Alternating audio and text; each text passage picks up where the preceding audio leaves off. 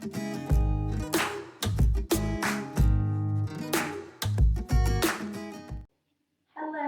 to all of you, and thank you for visiting my channel, The Worldly SLP. I'm making this video today with a couple of friends in mind. I've recently had some former classmates reach out to me regarding Spanish-speaking clients that they've had. They're both working in early intervention, so this video in particular looks at early intervention. And the issue is that the syllable structure for translations of English to Spanish for words is not the same. For example, you've got ball in English, which is this nice, short, one-syllable word. It starts with that nice bilabial. It's a perfect, early target for requesting, versus pelota, which is just a little more complicated for a little one. So she was having trouble in particular choosing vocabulary words that may be really nice vocabulary words. So this video is with that in mind. I'm also thinking about SLPs who work with interpreters. It can be really hard to lesson plan with target vocabulary in mind. And only knowing those words in English. So I'm going to give you today 50 nice and short vocabulary words that you may want to target for EI if you're working with a Spanish-speaking little one. And how I'll do the video is I'll organize it by vocabulary category loosely. So like foods, animals, for example. So hopefully you'll find this video really informative. Hopefully you can learn a few new Spanish vocabulary words as we go. So let's get started. Here are 50 great target words in Spanish for early intervention speech therapy. I'm actually going to start off with sort of a disclaimer. I'm not a native speaker. I don't claim to be a native speaker. Spanish is my L2, and so my pronunciation may not be perfect. I may make an error. These are all pretty simple words, so I feel very comfortable teaching them, but I feel like I need to just throw that into the universe that I'm not claiming to be some sort of expert. I also feel that you shouldn't take the words from this video and feel like now you are able to implement intervention in Spanish, because that takes a really deep and rich understanding of the language, special training. So these words, I really want to be clear that it's better to give them to parents for your home program, share them with your interpreter that you're working with, or use them very carefully structured in your treatment and not try to do the whole thing in Spanish unless you are a certified bilingual clinician. So I want to start with family words. I think I can generalize in saying that what we know from research about the Latino population living in the United States is that family is very important, like most cultures. So family words are a great target and a great tool to use in your intervention. So here are a few family words. Mama is mama or mom. Mama. There's an accent over the second A, which means that syllable is emphasized. Mama. Papa is dad or daddy. The accent again is over that second vowel. Papa. Abuelo. Abuela. So if you have any background in Spanish, you may already know this. You can fast forward through this bit. But the nouns in Spanish are masculine and feminine. So there's a regular rule and then there's exceptions to the rule, which I'll get into later. But O is generally a masculine ending for a word, and A is generally a feminine ending to a word. So abuelo is grandpa, abuela is grandma. Tío and tía, that would be uncle and aunt. And then it's also important, this isn't like a numbered vocab word, but ask your families what they call siblings. They might have some fun pet names or terms of endearment for their siblings. Just because hermano and hermana, the word for brother and sister, is a 3-syllable word, and it's generally not something you hear people say. You know, I don't go up to my siblings and go, hey brother, hey sister. That's a little unnatural. So you might want to find out their names or a shortened version of that. So next, here are some requesting words. We find requesting to be a huge communicative skill that we want to work on with our kids.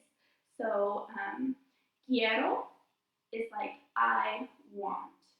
In a 2-word phrase, it would be like yo quiero. But if you're just working on getting that one word out, quiero is just fine. That's actually, 3 syllables, but it's such an important word. For the little one, it might come out like quiero, or it might come out like ero, and that's okay. We know that when we work in English as well, there are kind of shortened and modified productions of words that children produce when we model the complete version. So don't worry about it. I think quiero is a great target word. As well as dame, which is actually a 2-word combination, but in a young little mind it would work as kind of a 1-word target. Dame, that translates to give me. So dame, dame la pelota, give me the ball. I will say that some families very much prioritize politeness, and so since dame is a command, I would kind of get a feel for how the family sees the child's role, and if the child is not kind of offered the ability to make demands of the adults, which I get. I think in my household, if I had kids, it would be the same thing. Like, you're not going to tell me to give you anything. That might not be a good one, but in a family where you hear them using that a lot, or they're very kind of comfortable with the child making very direct requests, dame is a nice, simple syllable structure.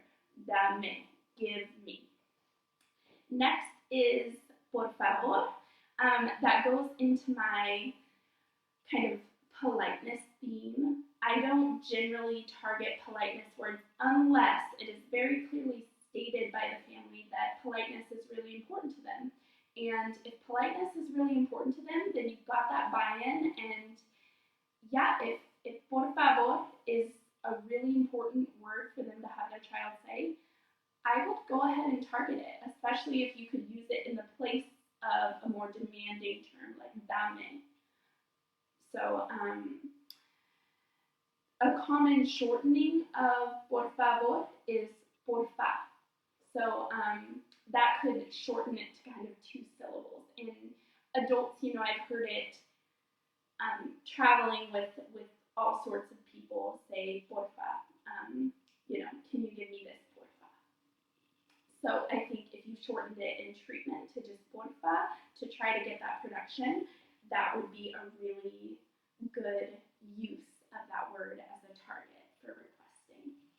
So now I'm going to get into a lot of nouns. So I have this kind of long list of nouns. They're split into categories, and something you'll notice is that I will always say the article with the noun, because as I said earlier, the nouns in Spanish are either masculine or feminine.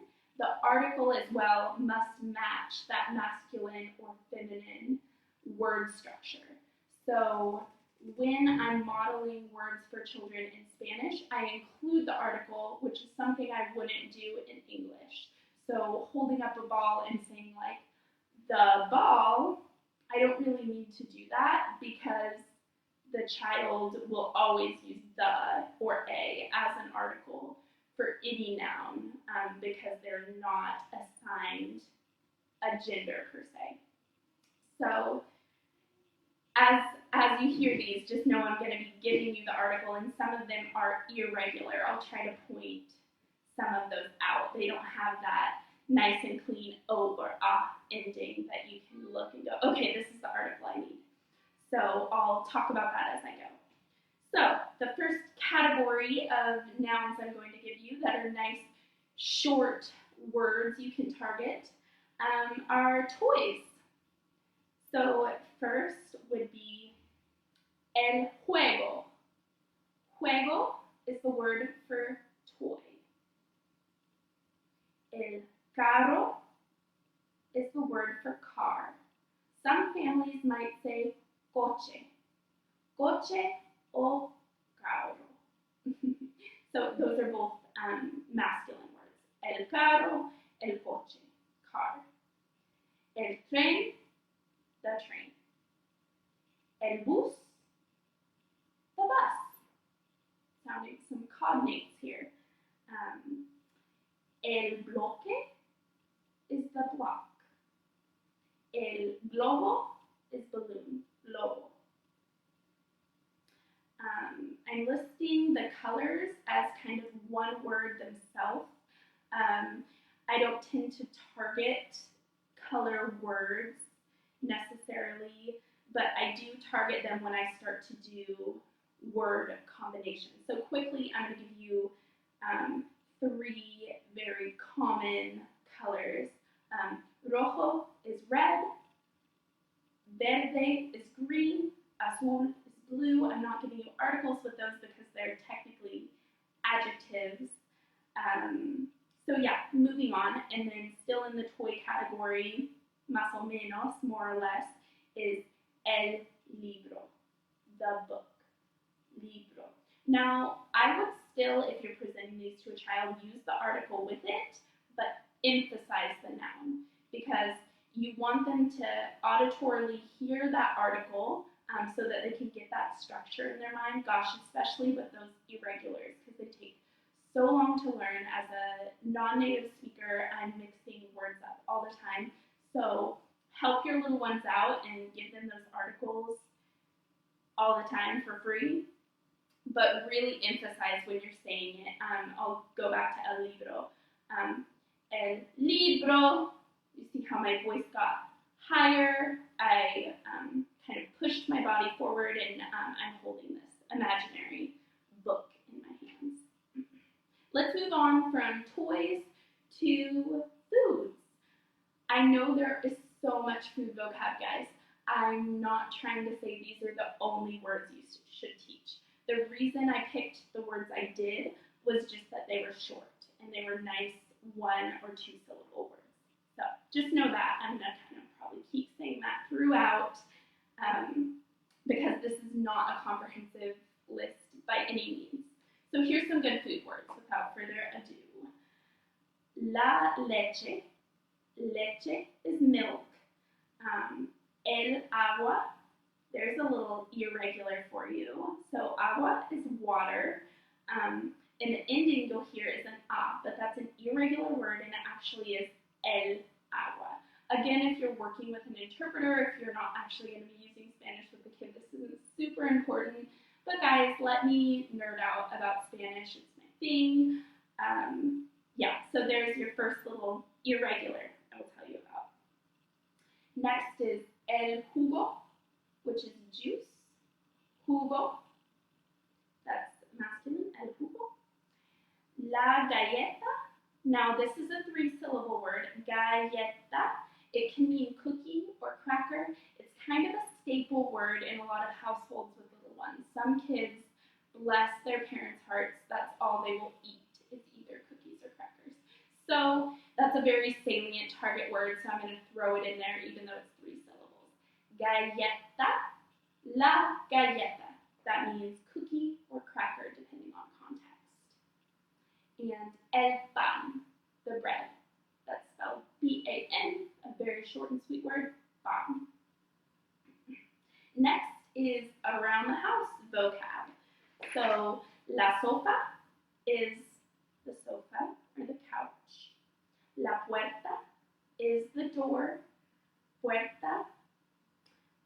El reloj is the clock. Excuse me, I kind of rolled my R. Reloj. So another funny Spanish thing is the tap and the trill R. You may have heard of it, where you roll your R, and then there's just a tap, which actually is more like the closest phoneme to it in English would be the D sound. So if you're ever trying to make that tap R without rolling your R completely, you would do like el delo. You would start by saying with a D, delo, and then say delo, relo, and then it's like a quick little tap. So you kind of can start with a D if you're trying to teach yourself that sound. Oh my gosh, I'm so on a tangent, but bear with me. So if you're trying to teach yourself to use a tap R, you can use that D sound and speed it up until eventually you're doing that single tap R, which occurs actually on your hard palate versus the trill R, which is more in the medial soft palate area. Okay, where was I? Reloj. El reloj. Clock. La mesa is the table. La mesa. La silla, that is the chair. La silla. El baño. You guys probably know this one, but I'm just going to throw it in there because it's important for our little potty training ones. Baño. That's got that N sound. It's kind of a nasally sound. Nya. Baño. Bathroom. Cama is bed. La cama. Okay, so moving on from around the house, and we're going to talk about some animal sounds and animal names. First of all, in one number or category themselves are the animal sounds. I don't necessarily think of them as separate words because they don't hold a lot of communicative significance. So a dog sound in Spanish is wow. It's spelled G-U-A-U, guau. Meow is a cat. It sounds similar to meow, but it's got that diphthong I do. Meow. Pio, pio, pio, pio is a bird sound. P-I with an accent O. And then mu, which is the same as a cow sound in Spanish. So el perro, that's a dog, the dog. El gato, that's the cat. La cebra, zebra is zebra. León, el león is the lion. That one sounds really similar. El tigre is tiger, the tiger. El oso is the bear, oso. And la vaca is the cow. So those are some short animal. Again, so many animals out there. These are some I handpicked for you guys that are really short words for you. Clothes. Let's move on to clothing. La gorra is hat. Las botas, boots. Las botas. Los zapatos. I put both of those as plural because we never are really talking about one shoe. Zapatos is another word that's a 3-syllable word that I threw into the video because I feel like parents are always telling kids like, ponte tus zapatos, put on your shoes. So shoes is a really salient vocabulary target. So if you find a word, or even just like a special interest word for a kid that's like polysyllabic, pick it. It's fine because that's really important. Like we've got those kids, I'm sure you have them, who are obsessed with dinosaurs, and it's like they're not really interested sitting and doing their vocabulary, but they're really super duper interested in learning to say triceratops, which, oh my gosh, the naming gods really didn't consider how the main dinosaur fans in the world are little boys with language delay. At least in my experience, those are like dinosaur top fans. So anyways, getting off track again. Las botas o los zapatos. So another Spanish quick grammar lesson is that el and la turns into las and los when an item is plural. So not only are you matching the article to the gender, but you also need to match the article to the plurality of the item you're talking about. So el turns into los when you've got a plural noun, and then la turns into las. You just got that S on the end for plural feminine nouns. And then the last clothing item is camisa.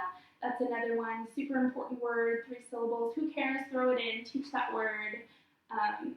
Clothing and getting dressed is a really great communication opportunity. So don't shy away from choosing boring, quote-unquote, words as targets. I think that while play is a really important component of early therapy, it's also really important to figure out how to incorporate communication into those less, should I say, more structured times, like the morning routine, the bath time routine, the meals, because then we've really got that rich communication happening throughout the day versus this 5-minute period where mom has a second to sit down and play. So in the community, that's my next category of words. La calle is the street. El árbol is the tree. Las nubes are the clouds. Again, I put that plural. You don't really talk about one cloud. Well, you might say la nube. I generally talk about nubes, las nubes. The clouds. El hielo is the snow. Excuse me, it's not the snow, it's the ice. El sol, the sun. La nieve, there we are with la nieve. That's the snow, you guys. That means snow. It can also mean ice cream. So that's another one that could mean a special treat in the fridge. So be careful if you're going to talk about la nieve, the snow. La lluvia is the rain. That's another 3-syllable, but since it's got so many vowels in there, it's kind of an easy one to just blow right through for the little ones. And I love, like, a big part of my session sometimes is going to the window and talking about what's happening outside. So I thought in the community would be a good little category to have. The last category and the last words I'm going to teach in this video are body part words. Those are really important for little ones too. So another irregular, here we go, la mano. This is probably the one I mess up the most because that O ending is like just like ingrained in my brain. So I want to say el mano, but it's la mano, the hand, la nariz, nariz is nose, ojos are eyes, la boca, boca is mouth, and then el pie is the foot. You're probably more likely to talk about los pies, your feet. So you could make it plural to pies. So guys, at least if you can take one thing from it, take that you may not target the same direct translations that you would target in English and Spanish. Why? Because since it's a different language, kids are going to learn different words first. So I hope that some of the vocabulary I went through in this video could be helpful for you. Please leave me a comment. I'll go ahead and leave my email down in the description for you to email me with any inquiries. Guys, I'm over here in Germany and I'm not getting to use Spanish as much as I'd love to. So really, your questions mean a lot to me. This is my little side project that keeps me busy, busier than I already am. So thank you again. If you haven't subscribed yet, please subscribe. It means a lot to me. And share, more importantly, with families or other clinicians or anybody who you may think benefit from seeing these videos. So thank you guys so much again for joining me today. Again, my name is Chandra Mendez, the Worldly SLP,